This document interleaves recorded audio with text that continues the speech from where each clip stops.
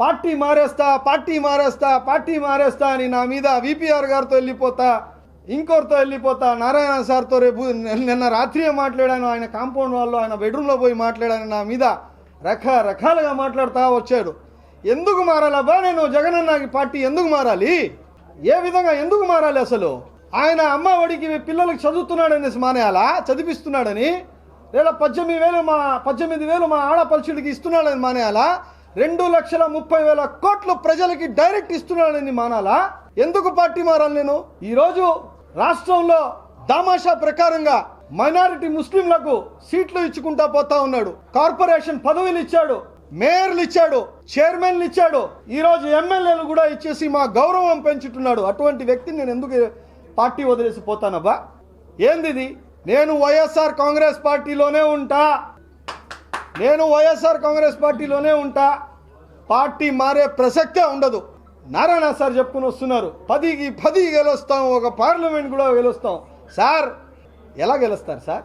మీరు Mercedes Benz వేసుకొని ఈరోజు ఫ్లైఓవర్ ఎక్కుతున్నారే, అది వైఎస్ఆర్ కాంగ్రెస్ పార్టీ కట్టింది ఫ్లైఓవర్. అది ఈరోజు పెన్నా బ్యారేజ్ ఉందే, రాజశేఖర్ రెడ్డి గారు శంకుస్థాపన చేసి ఆయన తనయుడు ఫినిష్ చేశాడు. అది వైఎస్ఆర్ కాంగ్రెస్ పార్టీ జగనన్న చేసింది. అది ఈరోజు మీరు మైపాడ్ కాలువ మీదకి పోతున్నారే, అది ఆ రోడ్డు వైఎస్ఆర్ కాంగ్రెస్ పార్టీ వేసింది రోడ్డు. అది ఈరోజు బారాషాహి దర్గాలో ఒక దర్గాని పెంచడం కానీ, ఒక మినారా కట్టడం కానీ, దానికి ఆర్చులు కట్టి దాని అది వైఎస్ఆర్ కాంగ్రెస్ పార్టీ కట్టింది, వ్యక్తి పూజ కాదు. అది ఎందుకు పోవాలి పార్టీ మానేసి? వైఎస్ఆర్ కాంగ్రెస్ పార్టీ ఒక ముస్లిం మైనారిటీకి నెల్లూరు సిటీలో సీట్ ఇచ్చింది.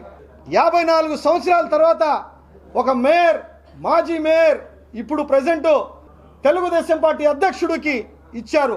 ఆయనకి ఇచ్చిన తర్వాత 75 సంవత్సరాల తర్వాత నెల్లూరులో సిటీలో ఒక ముస్లిం క్యాండిడేట్కి ఇచ్చారు. ఈరోజు ఆయన అభివృద్ధి చేశాడంట. అభివృద్ధి చేసింది మాజీ మేయర్ నారాయణ సార్, మీరు కాదు. ఈరోజు రూరల్లో ఆదల ప్రభాకర్ రెడ్డి గారు 150 కోట్ల నుంచి 200 కోట్లు అభివృద్ధి పనులు చేస్తున్నారు. ఎటొస్తారు సార్? 10 రోడ్ల మీద రోడ్లు వేసేసి పగల కొట్టేసి డ్యామేజ్ పెట్టేశారు. షాదీ మంజిల్ మీరు పగల కొడితే జగన్మోహన్ రెడ్డి గారు షాదీ మంజిల్ కట్టించారు మమ్మల్ని. ఈరోజు ఎంతవరకు సమంజసం? మీరున్నారు కదా అని మాట్లాడేసి మా ముస్లిం సోదరులకి మాకు విడదీయాలనేసి మీరు డబ్బులు మొహం చూపించి విడదీయాలనేసి ప్రయత్నం చేస్తున్నారు. ఇది మంచి పద్ధతి కాదు నారాయణ సార్.